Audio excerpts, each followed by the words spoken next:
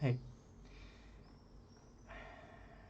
so I think this conflict, this uh, event, let's call it, because it's not a full-blown conflict. It's just Mike Cocchini expressing himself, right? Or has expressed himself about Taylor and other things in that uh, now private or deleted clip, where he discussed things and important things and expose himself, which is the good thing to do. I want to specify it's I appreciate that model of exposing yourself and receiving God's feedback through other people, and not your curated uh, bunch of people. Um, what I think though, and again that clip was much more like I mean, it was too overloaded. It talked about Taylor, it talked about scripture, it talked about Mark Winger, it became tribalistic, it became um, self praising, like a CV, it went all over the place. But what I think is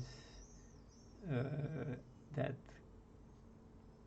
people lack in general the perspective of human design and its complexity, and this makes them love less or judge wrongly one another, and in this case, both Mike or Taylor, or both. Um, so, as I see them, I mean, there are frameworks, right? There's MBTI, there's um, Enneagrams, there's even Zodiac. There are multiple ways to separate humans in personality types. Um, Spiral dynamics is an interesting one. I think it measures the consciousness level. So, oversimplifying human design will lead to faulty conclusions for, especially for those capable of understanding that complexity. For the others, it's either or, right? I mean, for them, complexity might actually uh, make things worse. So, um, I think if you have high IQ, you are obligated to start studying and exploring. Oh, oh, he blocked me. Uh, Start studying and exploring human design. As I said, in this case, I think they fall into somewhat opposite categories of personalities. I think Taylor is more of an INTJ or mm, ENTJ, and Mike is more of an INTP or ENTP, because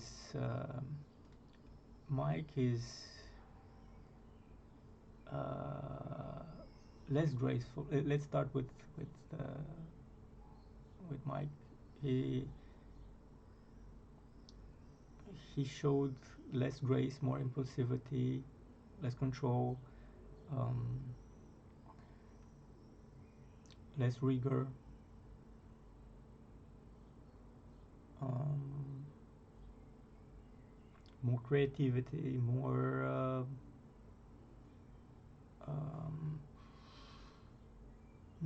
openness, naivety, hope,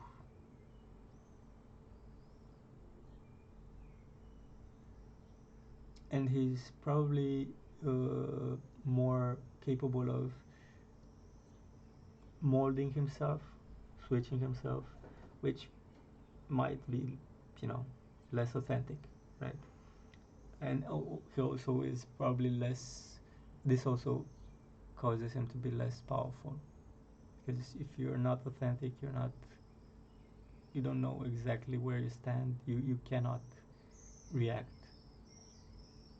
on the spot, like he probably did not with Taylor. I know that because I'm more his profile than Taylor's. I mean, I worked on myself, but this is my default. And Taylor is the opposite. They have them switched. He's more graceful. He's more ordered, and um, he has lower, lower the other virtues, right? Where he um, can see more perspective, or is looking for more perspective,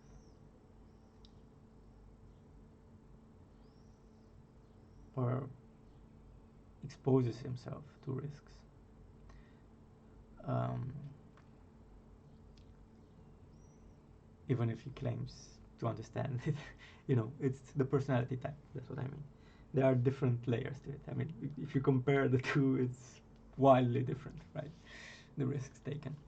So I think lacking this dimension will lead people to draw conclusions, right? That, oh, this guy has this thing, this behavior that, first of all, doesn't fit my way of being or the way I see Jesus.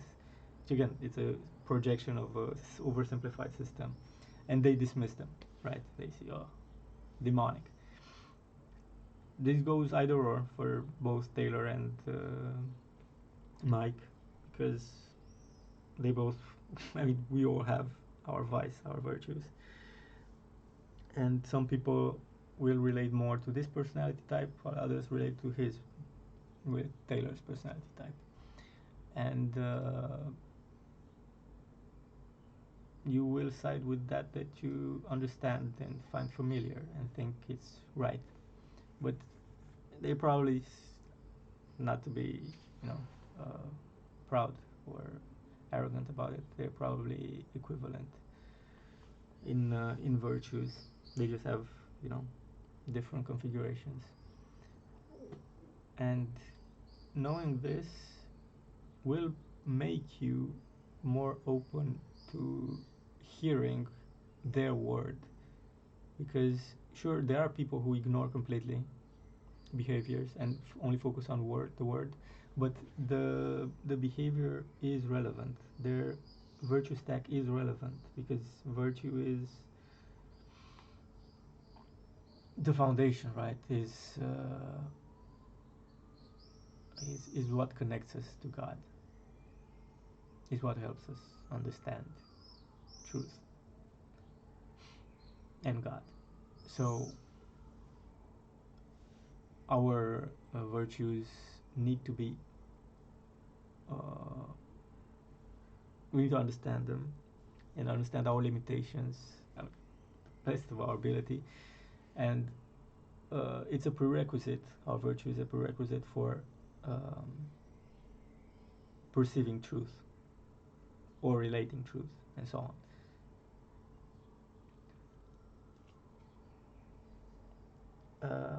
Another concept that I think is lacking, another dimension, is the temporal dimension.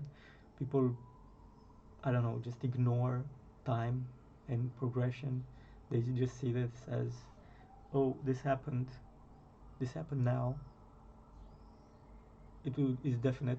It's gonna stay like this. Be it their virtue, be it their relationship, whatever, right? And as you know, in everything, we get saved at different in different ways and in different times, and we come back together at the most unexpected times. So treating this as I don't know, life and death or all or nothing war is a bit uh, counterproductive.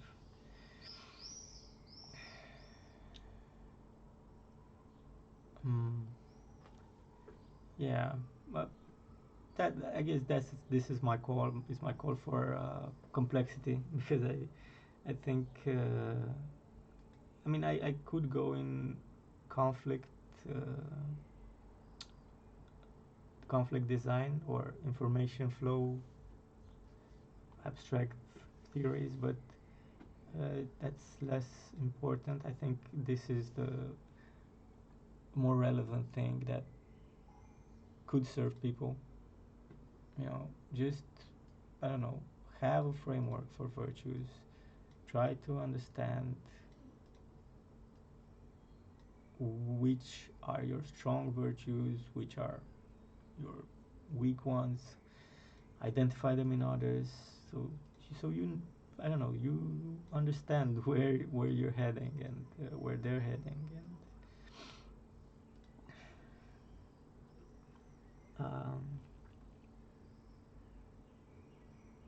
yeah.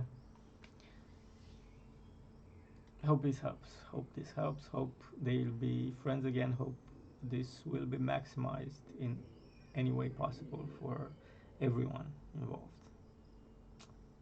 Okay, take care.